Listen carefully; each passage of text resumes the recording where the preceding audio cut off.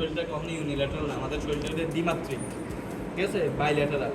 এই জন্য আমাদের যেহেতু আবার লাংস হলো দুইটা, এই জন্য আমাদের দুই পাশে কম্পেয়ার করতে হবে, ঠিক আছে। তাহলে হচ্ছে এখন অ্যাপেক্সে হচ্ছিল কি করব আমরা, প্রথমে অ্যাপেক্সে আমাদের পারকাশন করতে হবে, তারপর হলো কি এরপর ক্ল্যাভিকলে আমরা কি করবো, ডিরেক্টলি হচ্ছে বোনসের উপর বাড়ি মারবো, ডিরেক্টলি কি করবো বোনসের উপর বাড়ি মারবো, তারপর হচ্ছে আমাদের ইন্টারফিউ স্পেস ধরে ধরে, ঠিক আছে।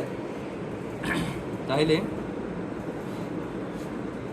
আমাদের নিয়মটা কি, নিয়ম হচ্ছে হলো মিডল ফিঙ্গারের উপরে আমাদের কি করতে হবে, আর এক মিডল ফিঙ্গার পারকাস করতে হবে, এভাবে না, এভাবে, অর্থাৎ আমাদের এলবো জয়েন্ট কোনো মুভ করা যাবে না। আবার অনেকে করে কি এভাবে এভাবে এভাবে না, হ্যাঁ। তাহলে সাউন্ড আসুক বা না আসুক, আমার কথা হচ্ছিল চেষ্টা করতে থাকো, চেষ্টা করতে থাকলে সাউন্ড আসবে। 2 নম্বর কথা হচ্ছিল শুধুমাত্র রিস্ট জয়েন্টের মুভমেন্ট করাবা, এলবো জয়েন্টের কোনো মুভমেন্ট হবে না। আবার অনেকে আছে রিস্ট জয়েন্টও মুভমেন্ট করে না, এলবো জয়েন্টে মুভমেন্ট করে না, পুরা মানে একদম আর্মটারে মানে ইয়ে করে, মানে দুটোটা একসাথে নাড়ায়, ঠিক আছে। তাহলে প্রথমত হচ্ছে ডাইরেক্ট অ্যাপেক্সের উপরে, এই হলো আমাদের ক্ল্যাভিকল, ঠিক আছে, ক্ল্যাভিকল, ঠিক আছে।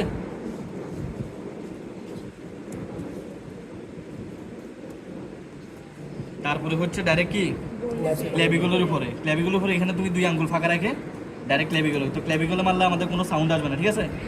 এখন কথা হচ্ছিল যদি তুমি আগে থেকে জানো যে রুগীটার বনি টেন্ডারনেস আছে, বনি টেন্ডারনেস কোথায় কোথায় আমরা পাইতে পারি, লিউকেমিয়ার পেশেন্ট, ব্লাড ক্যান্সারের পেশেন্ট নাই, লিউকেমিয়ার পেশেন্ট। আর কোথায় পাইতে পারি আমরা, মাল্টিপল মাইলোমার পেশেন্ট।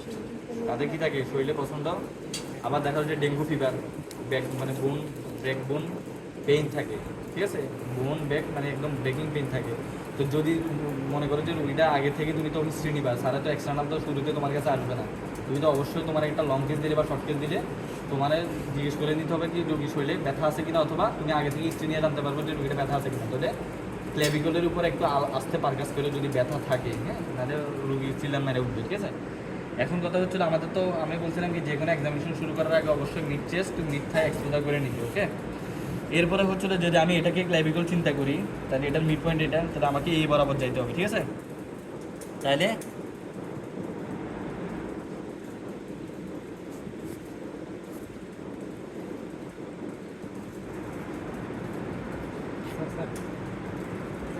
এই যে মানে এই ফিঙ্গারগুলো কি মানে বডিতে লাগানো যাবে? কোনটা ফিঙ্গার তো অবশ্যই বডিতে লাগাইতে হবে, নাহলে না লাগাইলে তো তোর আওয়াজ আসবে না, আসবে না না, এটা না, এটা তো লাগানো ঠিক আছে, কিন্তু এই বাকি দুটো যদি লাগিয়ে দিতে তখন এটার সাথে কোনো ফ্যাক্টর। আর যার আঙ্গুলের পজিশন আমাদের এভাবে দিলে আমার আঙ্গুলটা এভাবে উঠে যায়, এভাবে এটা সেট আপ থাকে। আমি তোদের আঙ্গুলের সেট আপ কেমন আল্লাহ দিয়েছে আমি তো সেটা জানি না, আমি এভাবে দিলে অটোমেটিক আমার এই আঙ্গুলটা এদিকে উঠে যায়। এটা উঠা থাকবে, এটা তোর চিন্তা হলো মিডল ফিঙ্গার নিয়ে, তো বাড়ি মারতে হবে মিডল ফিঙ্গার দিয়ে, বাড়ি উঠতে হবে মিডল ফিঙ্গারের উপরে, ঠিক আছে। তাহলে প্রতিটা বললাম কি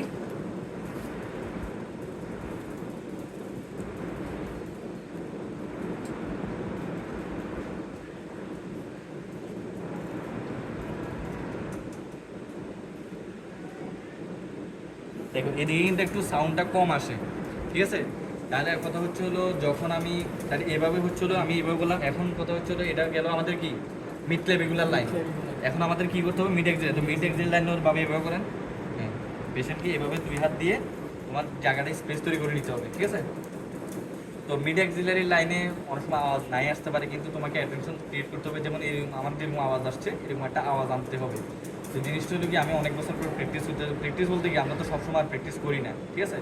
তো জিনিসটা হলো বারবার ব্যথা করতে হবে, যেমন এগুলো করতে করতে করতে দেখবে যে আঙ্গুল এখানে কালো হয়ে গেছে, প্র্যাকটিস না করলে কিন্তু আওয়াজ আসবে না। আমি আবারও বলতেছি, তোমার মিড এক্সিলারি লাইনে আওয়াজ না আসলে আমার কোনো এত টেনশন নাই। তোমার অবশ্যই তুমি যদি স্যারের অ্যাটেনশন সিক করতে চাও বা যদি মনোযোগ আকর্ষণ করতে চাও, আরও একটু সুবিধা হয়, তুমি যদি এখন শীতকাল হলে তো ভালো, ফ্যান অফ করে দিলে আর একটু ভালো সাউন্ড পেতে, তাই এটাই আর কি। তবে বারবার প্র্যাকটিস করলে ইনশাল্লাহ অবশ্যই সাউন্ড আসবে। তো আমাদের কী করতে হবে, এই যে এভাবে একদম এখানে হচ্ছে হলো নর্মালি 2 to 6 স্ট্রিট পর্যন্ত আমরা দেখি, 2 to 6 স্ট্রিট বা 2 to 6 ইন্টারকুশন স্পেস পর্যন্ত আমরা দেখি। মিড এক্সিলের লাইনে হচ্ছে 4 থেকে 7, তাহলে সামনে হলো 2 থেকে 6, পিছনে সাইডে হচ্ছে কত 4 থেকে 7, আর কিনা আর পিছনে মধ্যে একেবারে আমাদের 10-11 পর্যন্ত। পিছনে যদি আমরা ব্যাকআপটা চেস্ট করি তাহলে 10-11 পর্যন্ত। তো এখানে 2 to 6 পর্যন্ত আমরা দেখি। এইদিকে সাইডে কত 4 থেকে 7 অথবা 8, আর পিছনে একবারে 10 অথবা 12 পর্যন্ত বা 11 পর্যন্ত, ঠিক আছে। 10-11-12 পর্যন্ত আমরা দেখে থাকি। তো ঠিক একভাবে আমরা দুই পাশে দেখতে হবে। এখন অনেকে করে কি এভাবে তো দরকার নেই, ঠিক আছে, তোমার যেভাবে ফ্রি হয় এভাবে দাও, এভাবে দাও, এভাবে, এভাবে। এর কথা হচ্ছে হলো জিনিসটা তোমাকে যেভাবে তুমি খুশি হয়, তুমি যদি এভাবে দাও মানে তুমি পরীক্ষার হলে গিয়ে যদি স্যারের সাথে এমনি এমনি করো, তা কেমনে করবে? জিনিসটা হলো কি তোমার রিফ্লেক্স থাকা লাগবে। স্যারে একটা ভাত টিপলে বুঝবে যে তুমি ওয়ার্ডে গেছো কি গেছো না, রোগীর শরীরে হাত দিছো কি দিছো না, এটা বুঝবে। তুমি যত স্মুথলি পারফরমেন্স করতে পারো, ঠিক আছে। তাহলে আমাদের একসাথে যাওয়া যাবে না, এখানে একবার দেখবো এখানে, ঠিক আছে। তো এখানে তিনবার, এখানে তিনবার, 1 2 3। ঠিক সামনে আমরা কি করবো, এখানে হলো আমরা 6 পর্যন্ত নামবো। এখন কথা হচ্ছে আপার border of the liver dullness বলতে আমরা কি বুঝি? এটা নর্মালি আমরা কোন স্পেসে পাই, কোন সাইডে পাই? রাইট সাইডে, রাইট ফিফথ ইন্টারকোস্টাল স্পেসে পাই। তুমি যখন একটা পেশেন্টকে পারকাস করতে করতে হঠাৎ করে মনে হলো কিরে রাইট সাউন্ডে একটু, রাইট সাইডে একটু আওয়াজটা কমে গেছে, কমে যাওয়াকে আমরা বলছিলাম কি ডিমিনিশড বা ডাল বলা হয়। হ্যাঁ, ডিমিনিশড অথবা ডাল বলা হয়। কেন এখানে ডাল হচ্ছে কেন? কারণ এখানে বলেই দিয়েছে আপার বর্ডার অফ লিভার ডালনেস। আমাদের লিভারটা কই থাকে? রাইট হাইপোকন্ড্রিয়ামে থাকে না? আমরা সার্জারিতে 9টা কোয়াড্রেন্ট করছি, আমাদের অ্যাবডোমেনকে 9টা রিজিয়নে ভাগ করা হয়। এর মধ্যে এখানে কি রাইট হাইপোকন্ড্রিয়াম। তো রাইট হাইপোকন্ড্রিয়াম আমাদের কি থাকে? লিভার থাকে। লিভার কিন্তু অনেক বড় একটা অর্গান, তাহলে আপার বর্ডার কিন্তু অনেকটা লাংসের দিকে চলে আসে। আর তারপর রাইট লোব কোথায় চলে আসে? এপিগ্যাস্ট্রিক রিজিয়নে চলে আসে। এটা অনেক বড় একটা জিনিস। এখন কোনো একটা রুগীর মনে করো যে তুমি নর্মালি আমরা কই পাবো বলছি, রাইট স্পেসে পাবো, দিস ইজ নর্মাল। এখন তুমি একটা কোনো রুগী ধরো তুমি মনে হচ্ছে তোমার কাছে 3rd অথবা 4th-এ আইসা পড়ছে ডালনেসটা, তো তোমার কাছে তুমি পারকাস করতে করতে মনে হচ্ছে এখানে সাউন্ডটা কম, এখানে কি হচ্ছে সাউন্ডটা কম হচ্ছে। এখন তোমার দুইটা জিনিস মাথায় আসা লাগবে। এখন তুমি যদি এখানে পাইতা ডালনেস, তাহলে তোমার চিন্তা আসতো একটা, কিন্তু এখানে আসলে তোমার চিন্তা আসতেছে দুইটা, আইদার ফ্লুইড ডিফিউশন অথবা upper border of the liver dullness. আর ওই পাশে আসলে তোমার চিন্তা হলো একটা ফ্লুইড ডিফিউশন। ওকে, এখন জিনিসটা এবারে চিন্তা করো তো, লিভার কখন উপরের দিকে উঠবে? ধরো না, আমার কথা শোনো, ঠিক আছে, হ্যাপাটোমেগালি। এখন কথা হচ্ছে হলো ধরো লিভার তো আমরা বলছিলাম কি 5-6 আসছে, কখন 3-4 মানে উপরের দিকে উঠবে কখন? যদি লাংসের নিজের কোনো প্যাথোলজি থাকে, যদি লাংসটা ছোট হয়ে যায়, এটা হতে পারে না একটা আইদার পসিবিলিটি। লাংস ছোট হয়ে গেছে, কি হতে পারে? কোলাপস হলে, ফাইব্রোসিস হলে, কোলাপস হলে, ফাইব্রোসিস হলে, আদার নিউমোনেক্টমি মানে কি লাংসের কোনো একটা অংশ কাটা ফেলছে। কেন কাটা ফেলছে? তার কোনো ক্যান্সার হয়েছিল, বক্ষবিধি হাসপাতালে গেছে, সার্জনরা মিলে ধরে কাটা ফেলছে, লাংসটা ছোট হয়ে গেছে, এটাকে বলে নিউমোনেক্টমি। যে কোনো সার্জারি ভাষায় একটমি মানে কি কেটে ফেলা, অ্যাপেন্ডিসেক্টমি, অ্যাপেন্ডিক্স কেটে ফেলা, কোলেসিস্টেক্টমি, গলব্লাডার কেটে ফেলা, ঠিক আছে। তো টমি, একটমি এগুলো মানে হলো কি কেটে ফেলা। ঠিক তেমনি আমাদের কি বললাম, নিউমোনেক্টমি, লাংসের রিসেকশন, এটাকে আমরা বলতেছি কি নিউমোনেক্টমি। ফাইব্রোসিস আর কলাপস এগুলো যদি হয়, লাংসটা কি হয়? ছোট হয়, তখন লিভার কি পেয়ে যায়? জায়গা পেয়ে যায়, তখন সেই লিভারটা উপরের দিকে চলে আসে, ঠিক আছে। তাহলে 3 অথবা 4-এর দিকে চলে আসে, এটা একটা হতে পারে। অথবা যদি আমাদের আপার লোবের দিকে যদি কোনো টিউমার থাকে, আপার হ্যাপাটোমেগালি যদি হয়, তখন উপরের দিকে চাপ দিতে পারে, ঠিক আছে। এখন তুমি ধরো 5-এ পাও নাই, তুমি আরো নিচে পাইছো, ধরো ডালনেসটা পাইছো তুমি 7 অথবা 8-এ গিয়ে, তখন তোমার কি চিন্তা করতে হবে? হ্যাঁ, তখন তোমার কি চিন্তা করতে হবে? তখন বুঝতে হবে যে লাংস তারা ধাক্কা দিয়া নিচের দিকে নামায় ফেলছে, তো তারা হয় ম্যাসিভ ফ্লুইড ডিফিউশন, আরেকটা কি নিউমোথোরাক্স বা টেনশন নিউমোথোরাক্স, ঠিক আছে। তাহলে লাংসের মধ্যে কিছু একটা জিনিস আছে যেটা ধাক্কায় লিভারটারে নিচে নামায় ফেলছে, হয় বাতাস নালে পানি। বাতাস থাকলে নিউমোথোরাক্স, পানি থাকলে ফ্লুইড ডিফিউশন। ওকে, বেসিক ফ্লুইডিফিউশন ফ্লুইড ডিফিউশন তো মানে পুরোটাই ডাল, এটা তো আচ্ছা, এটাও একটা ভালো বলছো। এখন কথা হচ্ছিল যদি মডারেট টু হয়, ধরো তোমার মিড জোন অথবা কিন্তু লোয়ার জোনে হয়, তাহলে তো তখন তুমি আপার জোনে আবার রেজোনেট পাবা, লোয়ার জোনে তুমি তেমনটা রেজোনেট পাবা, ডাল পাবা। এখন এগুলা লিভারের ডালনেস নাকি হচ্ছে ফ্লুইড ডিফিউশন, এটার জন্য আমাদের কী করতে হবে? আমাদের একটা চেস্ট এক্সরে দিতে হবে, এখন এখানে সবচেয়ে যে ইম্পর্টেন্ট পয়েন্টটা, একটা রোগ আছে বা একটা ডিজিজ আছে যেটা আমরা ডিরেক্টলি ডায়াগনোসিস করতে পারবো উইদাউট এনি ইনভেস্টিগেশন। একটা পেশেন্ট ধরো সিনারিওটা এভাবে লিখতে পারো, একটা পেশেন্টের severe sudden onset of severe abdominal pain, এটা আমরা জিআইডিতে করবো, তারপরে একটু পড়াই দিই। Sudden onset of severe abdominal পেইনটা প্রথমে শুরু হয়েছে, পেইনের ডিসক্রিপশনটা কি? পেইনটা প্রথমে শুরু হয়েছে এপিগ্যাস্ট্রিক রিজিয়নে। পেইনটা প্রথমে শুরু হয়েছে কোথায়? এপিগ্যাস্ট্রিক রিজিয়নে। এপিগ্যাস্ট্রিক রিজিয়ন থেকে আসছে কোথায়? রাইট হাইপোকন্ড্রিয়ামে। রাইট হাইপোকন্ড্রিয়াম থেকে তার হোল অ্যাবডোমিনে ছড়িয়ে গেছে। তাহলে জেনারেলাইজড অ্যাবডোমিনাল পেইন প্রথমে ছিল এপিগ্যাস্ট্রিক, এপিগ্যাস্ট্রিক থেকে রাইট হাইপোকন্ড্রিয়া, তারপর জেনারেলাইজড অ্যাবডোমিনাল পেইন। ব্যথা কেমন? সিভিয়ার ব্যথা, এতই ব্যথা পেশেন্ট একবারে নড়াচড়া কম, এটাকে আমরা বলি সাইলেন্ট অ্যাবডোমেন। কি বলি? Silent abdomen. পেশেন্টের কোনো বাউল সাউন্ড নাই, পেশেন্টের কোনো মুভমেন্ট নাই, নড়াচড়া নাই, তুমি পেটে হাত দেওয়ার মতো মাগো মাগো বলে চিল্লাইতেছে। বোর্ড মানে অ্যাবডোমেনটা ধরলে মনে হয় একবারে কাঠের মতো শক্ত, এটাকে আমরা বলি বোর্ড লাইক রিজিডিটি। কোনো ডিজিজের সাথে মিলতেছে কি? কোনো ডিজিজের সাথে মিলতেছে কি? Board like rigidity. তারপরে হচ্ছিল পেশেন্টের, তো এখন আমরা, তুমি হঠাৎ করে এইসব রুগীর তুমি যদি পারকাশন করো, তাহলে পারকাশন করলে দেখা যাচ্ছে যে তোমার upper part of the liver ডামনেসটা অল্টারেশন হয়ে গেছে। এটাকে মেড ডেভিডসনের ডাইরেক্ট এই কথাটাই বলা আছে, বা তোমরা সার্জারিতে যখন বেলিলা পড়তে যাবা তখন কথাটা লেখা আছে কি, obliteration of the upper part of liver dullness. Obliteration শব্দের অর্থ কি? বিলুপ্ত হয়েছে, পরিবর্তন হয়ে যাওয়া, অর্থাৎ তার যে নর্মাল 5 ইন্টারকোস্টাল ছিল এটা পরিবর্তন হয়ে 4th অথবা 3rd দিকে চলে আসছে। এখন ডায়াগনোসিসটা তাহলে কি হবে? তুমি যখনই দেখতেছো যে 5 থেকে 3-4 চলে আসছে, তার মানে upper part of the liver ডামনেসটা অল্টার হয়ে গেছে, চেঞ্জ হয়ে গেছে। কিছু এমন একটা আছে যেটা লিভারকে ধাক্কা দিয়ে উপরের দিকে উঠেছে। আমরা তো সবসময় চিন্তা করছি কি লাংসের কারণ, এখন এমন কিছু হইতে পারে না যে লিভারের নিচ থেকে ঠেলা দিয়ে উপর দিকে উঠাইতেছে, হইতে পারে কি না? তাহলে ডায়াগনোসিস কি হতে পারে? এটা perforated peptic ulcer disease, perforated peptic ulcer disease. অথবা আরও সুন্দর করে যদি আমরা বলি পারফোরেশন অফ গ্যাস কন্টেনিং হলো ভিসকাস। অর্থাৎ আমাদের তো এখান থেকে শুরু হয় কি স্টোমাক, স্টোমাকের পরে আসতেছে কি ডিউডেনাম, জেজুনাম, আইলিয়াম। এখন এটা তো পুরোটাই আমাদের কি গ্যাসে ভর্তি। কোনো কারণে যদি পেপটিক আলসার ডিজিজ যখন কমপ্লিকেশন সিভিয়ার পর্যায়ে চলে যায় তখন কি হয়ে যায়? ফুটা হয়ে যায়। ফুটে হলে কি হবে? ইন্টেস্টাইন এবং স্টোমাকের যত গ্যাস আছে, বাঙালি যত গ্যাস, এই গ্যাসটি কি হয়? বাইরে হয়ে যায়। বাইরে হয়ে কি করে? এই যে আমাদের 2 ডায়াফ্রাম আছে না, আমাদের থোরাক্স আর অ্যাবডোমেনকে আলাদা করছে কোন ডায়াফ্রামটা। তো ডায়াফ্রামের জাস্ট 2 রাইট ডোম আর লেফট ডোম, এই 2টা ডোমের নিচে কি হয়? বাতাসগুলো জমা হয়। বাতাসের ধর্ম কি নিচের দিকে যাওয়া না উপরের দিকে ওঠা? সে স্টোমাক এবং ইন্টেস্টাইন থেকে ছাড়া পেয়ে সে এদিকে এসে ডায়াফ্রামে ঠেলতে থাকে। ডায়াফ্রাম কি করে? ঠেলতে থাকে। তো এই পাশে তো লাংস ছাড়া আর কিছু নাই, এই পাশে কারে ফেসে? লিভারে ফেসে। লিভারে এসে থাকে উপরের দিকে উঠে দেয়, তখনই তুমি লিভার ডালনেসটা কি পাও? অবলিটারেশন বা অল্টারেশন পাও। ঠিক আছে কি না? এই একটা কজ অল্টারেশন হওয়ার। ঠিক আছে, তাহলে এই গেল হচ্ছিল আমাদের পারকাশন নোট। এখন আমাকে একটা স্টেজও দাও, স্টেজও আনছো নাকি? এইভাবে করবা, কোজা হচ্ছে ডায়াফ্রামে রেডি করলা। এখন তুমি এফেক্ট যেহেতু শুরু করবা, তাহলে তুমি কি করবা? বেলি নিবা। বেলি নিয়ে কিটা করবা? খালি মানে আওয়াজ শুনতে থাকবা। তাহলে এখানে কি করতে হবে? পেশেন্টকে ইনস্ট্রাকশন দিতে হবে। কি ইনস্ট্রাকশন দিতে হবে? যে বাবা আপনি শব্দ না করে বুক ফুলে শ্বাস নেন। কেন করতে হবে? অনেকে এভাবে করলে তো আর আসলে ব্রেথ সাউন্ড নাকি হাতের মনের সাউন্ড নাকি হাতের জবানের সাউন্ড, এটা কিন্তু তুমি বুঝতে না, এতে নাকি টোটালি সাউন্ড, এটা কিছুই বুঝতে না। তো জিনিসটা হলো কি, বলতে বাবা আপনি শব্দ না করে বুক ফুলে শ্বাস নেন, বুক ফুলে শ্বাস নেন আর শ্বাস ছাড়েন। এখন যদি এটা করা অবস্থাও যদি কোনো মিউজিক্যাল সাউন্ড পাওয়া যায়, তখন তুমি এটাকে কি বলবা? হুইজ বলবা। হুইজ আমরা যেটা খালি কানে শুনতে পারি ওটা হলো হুইজ। আর হচ্ছে হলো যেটা আমরা স্টেজো দিয়ে শুনবো সেটা কি? রংকাই। যেটা আমরা স্টেজো দিয়ে শুনবো সেটা কি? রংকাই।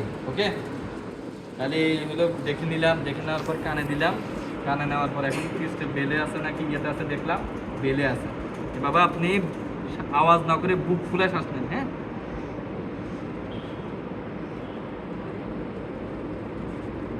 বুক ফুলে শ্বাস নেন। মাশাআল্লাহ, খুব ভালো সাউন্ড। এরপরে কি করতে হবে? স্যারের সামনে আবার ডায়াফ্রাম। ওকে, এখন মিড ক্লেভিকুলার লাইন, বুক ফুলে শ্বাস নেন।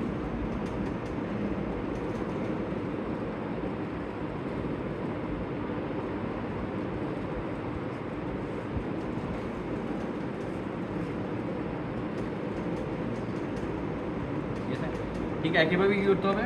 আমাদের মিড এক্সিলারি লাইন বরাবর শ্বাস নেন করে,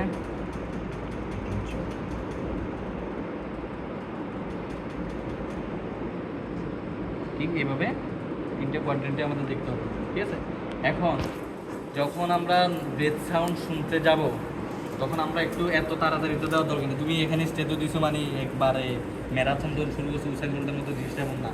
তুমি প্রতিটা কোয়াড্রেন্টে যখন নর্মালটা শুনবা, আলাদা করে এক্সট্রা কোনো অ্যাডেড সাউন্ড আছে কিনা কানটা খারাপ করে শুনবা আল্লাহর হস্তে। ঠিক আছে কিনা? তাহলে আমরা অসকালটেশনে কী কী দেখি এগুলো নোট করো। অসকালটেশনে আমরা কী কী দেখি? ব্রেথ সাউন্ড, অ্যাডেড সাউন্ড আর হলো কি vocal fremitus, vocal resonance, vocal resonance, এই তিনটা পয়েন্ট আমরা দেখে থাকি। তো এখন যখন আমরা নর্মাল ব্রেথ সাউন্ড দেখতে যাই তখনই আমাদের অ্যাবনর্মালটা দেখে ফেলতে হবে, তখনই আমাদের ভোকাল রেজোনেন্সটা দেখে ফেলতে হবে। কিন্তু না, ভোকাল রেজোনেন্স এখন না, তখন আমাদের কি দেখে ফেলতে হবে? অ্যাডেড সাউন্ডটা দেখে ফেলতে হবে। তো তুমি প্রতিটা কোয়াড্রেন্টে দরকার 2-3 সেকেন্ড করে সময় নাও, আগে নর্মালটা শোনো, তারপর দেখো যে কোনো এক্সট্রা করে সাউন্ড আছে কিনা। ওকে, এখন নর্মালটা আমরা কীভাবে বুঝবো? আজকে প্রত্যেকে দুইয়ের মধ্যে স্টেজটা লাগায় বলে বন্ধু যত খরচ কোথায় শ্বাসলো আওয়াজ করে ইচ্ছা, ঠিক আছে? তাহলে প্রত্যেকটা কোয়াড্রেন্টে কী করবা, নিজের ব্রেথ সাউন্ডটা নিজে, অথবা নিজেরটা নিজে শোনো না, যে আরে আল্লাহ আমারে 26 বছর 25 বছর বড় করছে, কোনোদিন আমার শ্বাসের প্যাটার্নটা কেমন একটা কোনোদিন লক্ষ্য করছি না, যেহেতু আজকে স্টেজে দিয়ে মনে চাই আল্লাহ আমার লাঞ্চটারে কেমন বানাইছে। তো দেখো নিজের ব্রেথ সাউন্ড নিজে শোনো, শুনতে শুনতে তখন বুঝতে পারবা যে অ্যাবনর্মাল এবং নর্মাল। সত্যি কথা, তুমি আগে নর্মালটা বেশি করে শোনো। যেমন আমরা যারা বাইক চালাই হঠাৎ করে যদি কোনো একটা চেইনে যদি সমস্যা হয়, চাক্কায় যদি সমস্যা হয়, বা কোনো ইঞ্জিনের সাউন্ডে যদি সমস্যা হয়, ওরা আমরা বুঝে ফেলতে পারবো। কিন্তু যে কিনা হঠাৎ করে নতুন চালক, সে তো বুঝতে পারবে না। ঠিক তেমনি তুমি নর্মাল জিনিসটা শুনতে যেদিন মনে হবে কিনা এটা তো নর্মাল লাগতেছে না, ওটাই কি অ্যাবনর্মাল। ওকে, তো আগে নর্মাল জিনিসটা বেশি বেশি শুনতে হবে। এখন তো নর্মাল সাউন্ড এবং অ্যাবনর্মাল সাউন্ড, নর্মাল সাউন্ড কি আছে?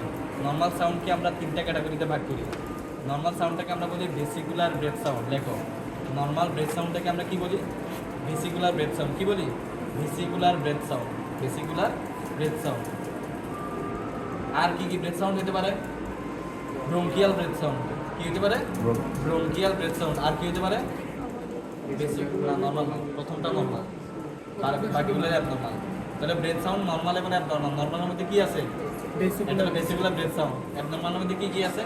Bronchial breath sound. আর এটা কি? Vesicular with prolonged expiration. Vesicular with prolonged expiration. এখন প্রত্যেকটা জিনিসের ক্রাইটেরিয়া কি? ভেসিকুলার ব্রেথ সাউন্ড আমরা কোথায় পাবো? All over the whole lung. ধরে বোথ লাংসের সব লাং ফিল্ড, আপার, মিডল এবং লোয়ার জোন লাং ফিল্ড, কোনো লাংসের সব জায়গায় আমরা যে সাউন্ডটা পাবো সেটাই কি? Vesicular breath sound. এখন ভেসিকুলার ব্রেথ সাউন্ড বলতে কি বুঝো? ক্রাইটেরিয়া লাগবে। ক্রাইটেরিয়া কি? আমাদের রেসপিরেশনের 2টা অংশ, এটা কি? Inspiration, expiration. এখানে ক্রাইটেরিয়া হচ্ছে inspiration is greater than expiration. তুমি একটা নর্মালি শ্বাস নাও তো, শ্বাসটা ছাড়ো, কোনটা বেশি হয়েছে? ইন্সপিরেশনটা বেশি হয়েছে না? তো নর্মালি তুমি যখন রোগীকে বলবা যে আপনি বুক খোলায় শ্বাস নেন, দেখবা যে তার ইন্সপিরেশনের সাউন্ডটা বেশি, এক্সপিরেশনের সাউন্ডটা কম। That is inspiration is greater than expiration, and there is no gap between the inspiration and expiration. অর্থাৎ যখনই ইন্সপিরেশনটা শেষ হবে সাথে সাথে তুমি এক্সপিরেশনের সাউন্ডটা পাচ্ছ। This is vesicular breath sound. তাহলে ভেসিকুলার ব্রেথ সাউন্ড মানে হচ্ছে ইন্সপিরেশনটা এক্সপিরেশন থেকে বেশি হবে, ইন্সপিরেশন এক্সপিরেশন মাঝখানে কোনো গ্যাপ থাকবে না। 2 নম্বরে হচ্ছে ব্রঙ্কিয়াল ব্রেথ সাউন্ড। তো ব্রঙ্কিয়াল ব্রেথ সাউন্ড কাকে বলা বা ক্রাইটেরিয়া কি? এখানে হচ্ছে ইন্সপিরেশন এবং এক্সপিরেশন ইকুয়াল থাকবে। যতটুকু ইন্সপিরেশন নিছে ততটুকু এক্সপিরেশন করছে, and there is a gap between the inspiration and expiration. অর্থাৎ যখন শ্বাসটা ফালাইছে, মানে শ্বাস নিছে, সাথে সাথে কিন্তু শ্বাস ফালায় নাই, হালকা একটু গ্যাপ আছে। There is a gap between the inspiration and expiration. This is bronchial breath sound. This is bronchial breath sound. Okay, এখন ব্রঙ্কিয়াল ব্রেথ সাউন্ড আমরা কোথায় ভালো বুঝতে পারি? সেটা হচ্ছে ওভার দ্য ট্রাকিয়া। আমাদের রেসপিরেটরিটা কীভাবে আসছে? প্রথম হচ্ছে ল্যারিংস, তারপরে কি ট্রাকিয়ার পরে কি আসছে? ব্রঙ্কাই, কিনা রাইট অ্যান্ড লেফট প্রিন্সিপাল ব্রঙ্কাই। এই ট্রাকিয়া থেকে শুরু করে ব্রঙ্কাই পর্যন্ত, হ্যাঁ, এই পর্যন্ত তুমি যদি স্টেটোটা বসাও তাহলে হচ্ছে তুমি যে সাউন্ডটা শুনবা সেটা হচ্ছে কি? Bronchial breath sound. এছাড়া আদার কোথায় কোথায় অ্যাবনর্মালিটি আছে যেখানে তুমি ব্রঙ্কিয়াল ব্রেথ সাউন্ড পাইতে পারো? তাহলে হচ্ছে আমাদের সূত্র কি? সিসিএফ। সিসিএফ মানে কি? সিসিএফ মানে কি? Consolidation, collapse, fibrosis. এখানে কোলাপসের পাশে লেখো collapse with patent bronchus. Collapse with patent bronchus. সব জায়গায় কোলাপসগুলো, কিন্তু এখানে 2টা ওয়ার্ড আলাদাভাবে বলতে হবে। তোমাদেরকে কেউ জিজ্ঞেস করবে না পেটেন্ট ব্রঙ্কাস মানে কি, কিন্তু বললে স্যাররা খুশি হবে। Collapse with patent bronchus, consolidation আর কি? ফাইব্রোসিস। এই 3টা কন্ডিশন সবসময় এরা বন্ধু। এরা যে কোনো কজ দেখবে যে একসাথেই থাকে। এরা বাড়লে একসঙ্গে বাড়ে, মরলে একসঙ্গে মরে, থাকলে একসঙ্গে থাকে। এসিসিএফ, ঠিক আছে? তার ব্রঙ্কিয়াল ব্রেথ সাউন্ডে এই 3টা কজ। এরপরে আমরা বললাম কি? Vesicular with prolonged expiration. তাহলে নামের মধ্যেই বলে দিছে এক্সপিরেশন ইন্সপিরেশনের থেকে বেশি হবে। And there is no gap. তাহলে গ্যাপ থাকবে শুধুমাত্র ব্রঙ্কিয়ালে, আর বাকি দুইটার ক্ষেত্রে কোনো গ্যাপ থাকবে না। একটাতে ইন্সপিরেশন বেশি আর একটাতে এক্সপিরেশন বেশি। এসব রোগীর শ্বাস নিতে সমস্যা নয়, এসব রোগীর শ্বাস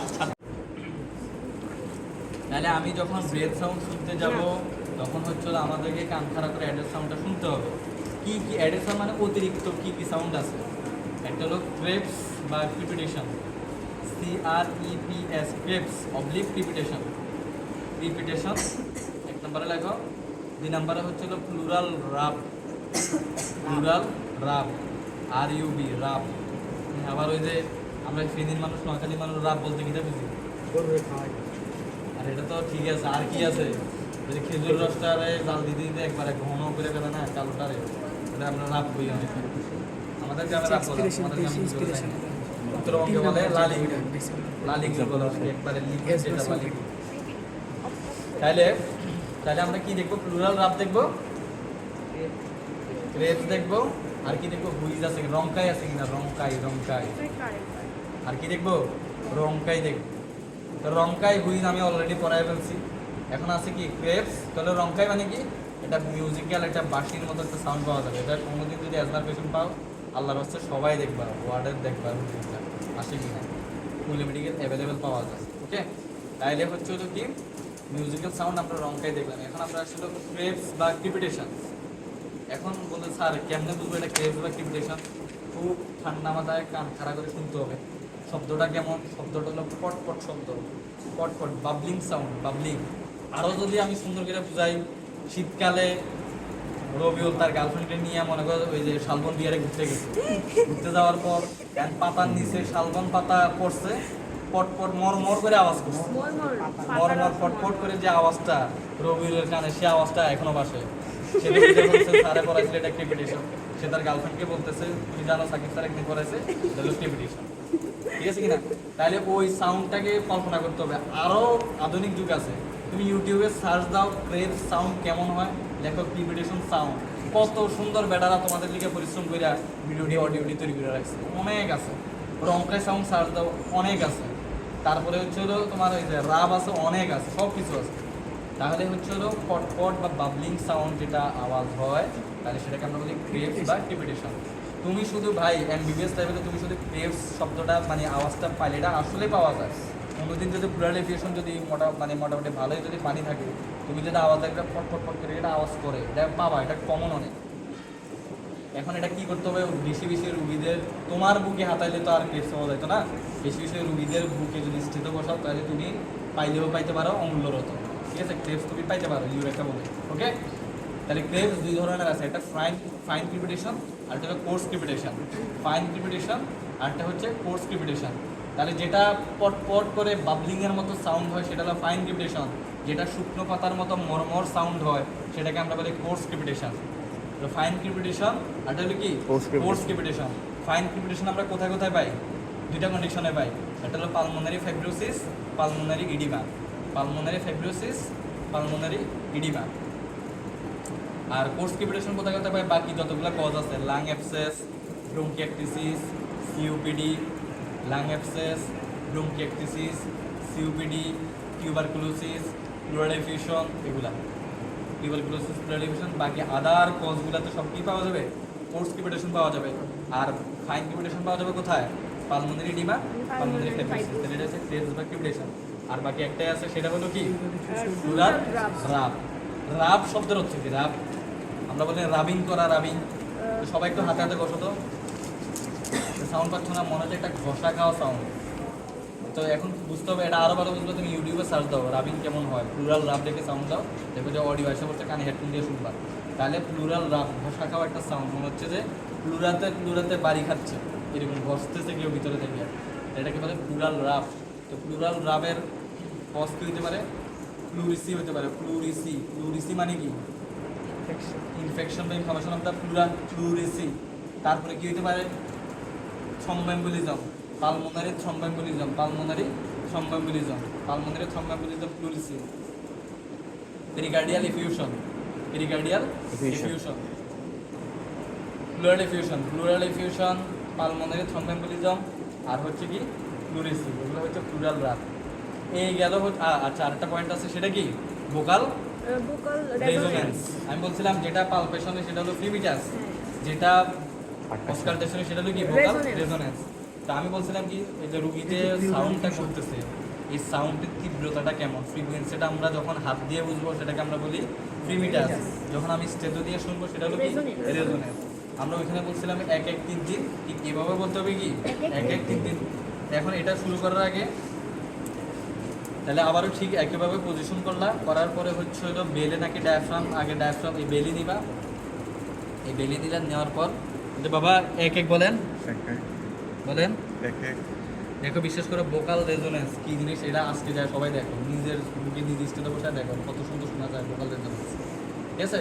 তো প্রত্যেকটা তোর তুমি যখন কি করবা, প্রথমে আমাদের অসকালটেশনের নিয়ম কি, প্রথমে হচ্ছে আমরা অ্যাপেক্স থেকে শুরু করে একবারে লোয়ার মার্জিন পর্যন্ত আমরা ব্রেথ সাউন্ড শুনতে শুনতে যাব, সাথে আমরা অ্যাডের সাউন্ডটা শুনে ফেলবো। তারপর আমরা কি শুনবো, মিড এক্সিলারি লাইন বরাবর ব্রেথ সাউন্ড এবং অ্যাডের সাউন্ড শুনবো। শোনার শেষে এরপরে আমরা যাব হচ্ছে কি ভোকাল ফিমিটাসে, আবার আমাদের বেলে নিয়ে তারপর কী করতে হবে, অ্যাপেক্সে বসায় দেখতে হবে, বলবো যে 1 1 বা 3 3 বলেন। ঠিক একইভাবে mid clavicular line, mid স্কেপুলার line বরাবর যাবেন, মিড এক্সিলারি লাইন বরাবর যাবেন, ঠিক আছে? এই হচ্ছে হলো আপনাদের ভোকাল রেজোনেন্স। এখন ভোকাল রেজোনেন্স কোথায় বাড়বে কোথায় কমবে, বাড়বে কোন কোন কন্ডিশন? আমি বলছিলাম কি ফ্রিমিটাসের কজ যা, রেজোনেন্সের কজও তা, আর ওই 3 বন্ধু সবসময় একসাথেই থাকে, তাহলে ভোকাল ফ্রিমিটাস এবং রেজোনেন্স একই সাথে বাড়বে। কজ হচ্ছে সিসিএফ, কনসলিডেশন কোলাপস ফাইব্রোসিস। আর কমবে কি, কি এমন জিনিস আছে যেটা রেজোনেন্স এবং ফ্রিমিটাসকে আসতে বাধা দিচ্ছে? বাতাস, পানি, বাতাস এবং পানি, মানে নিউমোথোরাক্স আর ব্লাড এফিউশন, নিউমোথোরাক্স আর ব্লাড এফিউশন। এই হচ্ছে আমাদের ওভারঅল রেসপিরেটরি সিস্টেমের এক্সামিনেশন। ওকে, কারো কোনো কোশ্চেন আছে? বুঝা বেটা হইলে না তাহলে কোথায় বলাইতাম নি কোথায় আচ্ছা ঠিক আছে। এখন হচ্ছে আমাদের এফেক্স বিট। এফেক্স বিটের আমাদের আগে জানতে হবে নর্মাল জিনিস, তারপর জানতে হবে অ্যাবসলিউট জিনিস। আমি জিনিস আমার মাথার মধ্যে মাল নাই, আমি কোন জায়গায় জিনিস আতাম। আমার কথা হচ্ছে না, আমি যদি জিনিসটা নাই জানি আমার এফেক্স বিটটা কোথায়, আমি তো এনে এনে হাতে লাভ নাই। অথবা এই থোরাক্স তো অনেক বড় জায়গা, তো তোমার এফেক্স বিটের লোকেশনটা জানতে হবে। লোকেশনটা কোথায়? So fifth intercostal left feet, intercostal space, space medium to the mid clavicular line below the তাহলে আমি যদি buccal. তারপরে হলো just medial to the mid clavicular line 9 centimetre from the mid sternal line, mid sternal line, এটা হচ্ছে normal জিনিস। ওকে, তাইলে এখন কথা হচ্ছিল আমাকে আগে তার মানে আমি তো শিওর এটা লেফট সাইডে, এটা তার রাইট সাইডে না, এটা একটা গেল। আমি বলছি লেফটের কোন সাইডে, কত নাম্বার স্পেসে? Fifth intercostal space. এখন আমার ফিফথ কেমনে বের করতে হবে, ফিফথ কীভাবে বের করবো? তাহলে angle of Louis by sternal angle কত স্পেসকে রিপ্রেজেন্ট করে? Second space.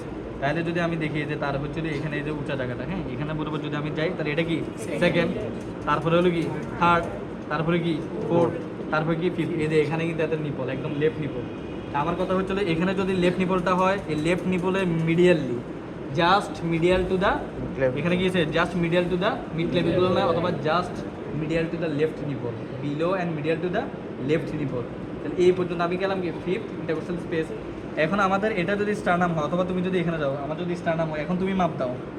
তো এখন আগে কী করতে হবে, আমাদের অ্যাপেক্স বিটটা বাইর করতে হবে কীভাবে? আমি বলছিলাম কি প্রথমে স্পেস।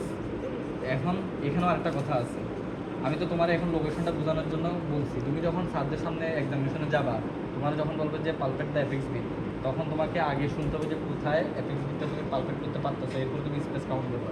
তার প্রথমে কীভাবে, আমাদের ডান হাতের এই যে পাল্প যেগুলো আছে, পাল্প এগুলো তো হচ্ছে নাকেল, খেল মানে দেওয়া না, ওই যে অ্যাসাসিনেশনের মুভিগুলো দেওয়া, এগুলো কী বলে কি নাকেল বলে, নাকেল এগুলো দিয়ে ঘুষি মারে। আর এগুলো হচ্ছে পাল্প অফ দ্য ফিঙ্গার দিয়ে তোমার কী করছেন, তুমি তো জানো যে এখানে লেফট ফিন ইন্ডাস্ট্রিয়াল জাস্ট তোদের লেফট নি বলে নিচে আছে, তুমি এখানে হাত দাও, হাত দিয়ে দেখো যে কোনো বাইরে পাইতেছো কিনা। বাইরে মানে কি, তোমার একটা অ্যাপেক্স বিটের একটা ধাক্কা আছে, অ্যাপেক্স বিটের কি আছে একটা ধাক্কা আছে, ধাক্কাটা পাও কিনা।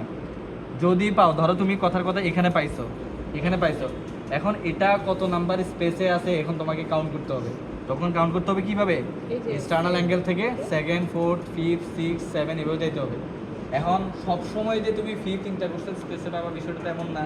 বাচ্চাদের ক্ষেত্রে কি তুমি একবারে ছোটো বাচ্চার ক্ষেত্রে টিপতে পাবা না, যে কিনা মনে করো যে একবারে বড়, মানে আমাদের মেডিকেলের সবচেয়ে বড় মানুষকে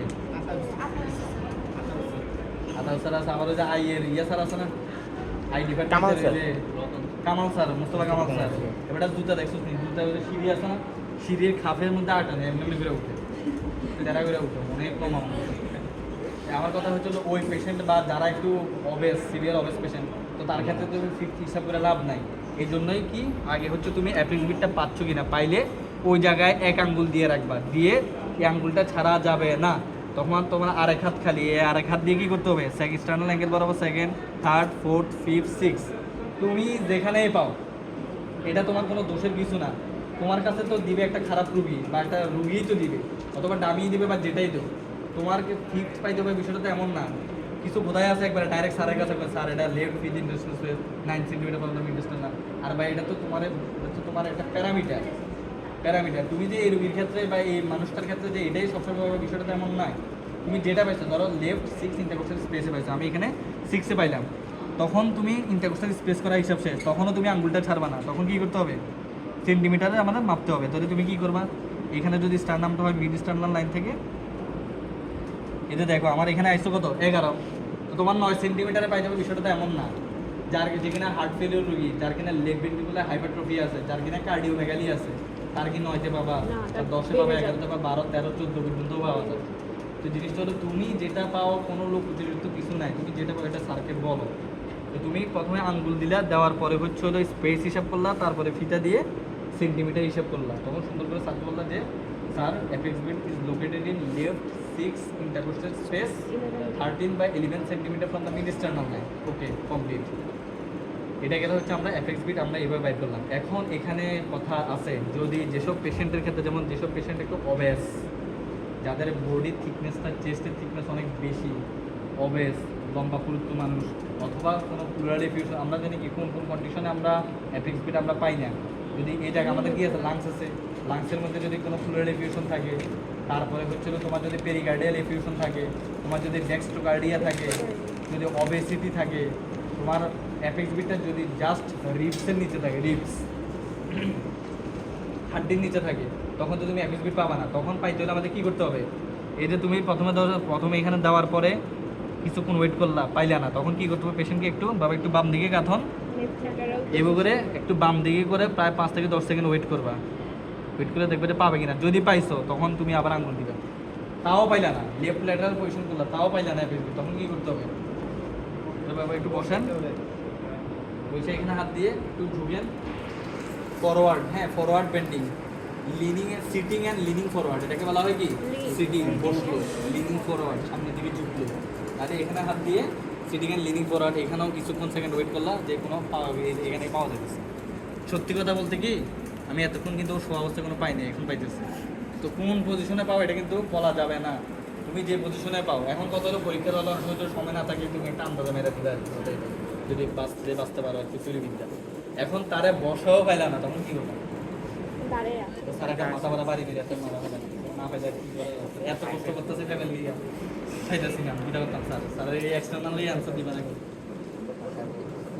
হ্যাঁ, হার্টলি কী হবে, আমাদের হার্টের সিম্পিথেটিক অ্যাক্টিভিটি বেড়ে যায়, তখন আমরা অ্যাক্টিভিটি তাও পাইলাম না।